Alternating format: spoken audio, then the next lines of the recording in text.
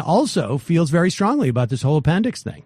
I don't talk about it much because people mock me, but I feel strongly about this appendix thing. And why can't I? Why do I have to subscribe to the religious values of, let's say, Catholicism or Christianity when my religion says got to keep your appendix in? Like, I don't understand. Yeah. Why do they get to choose in that instance, but not, why is that religion favored over mine?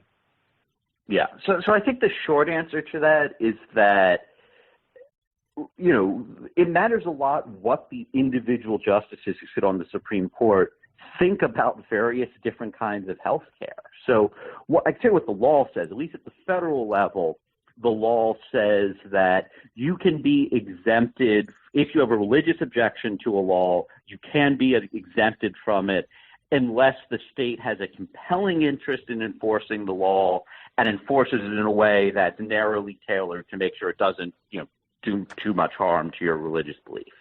And so with that compelling interest standard, that's kind of vague.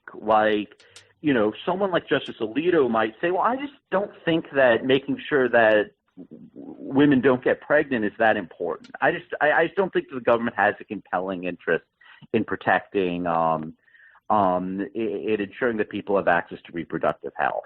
If their appendix is going to rupture, I think that's really important. So they have a compelling interest in making sure that people can get appendectomies. But I just don't think that birth control is that important.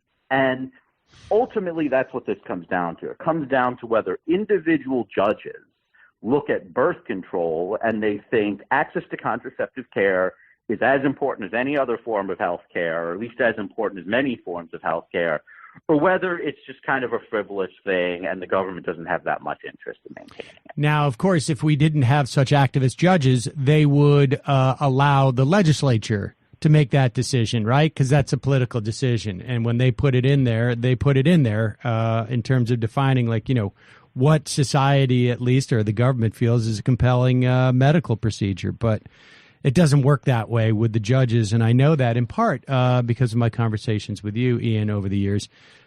Thank you so much for your time. I will reconsider my whole appendicitis prohibition in my religion in the meantime, and I will get back to you on that in the near future. All right. Well, thanks so much, Sam.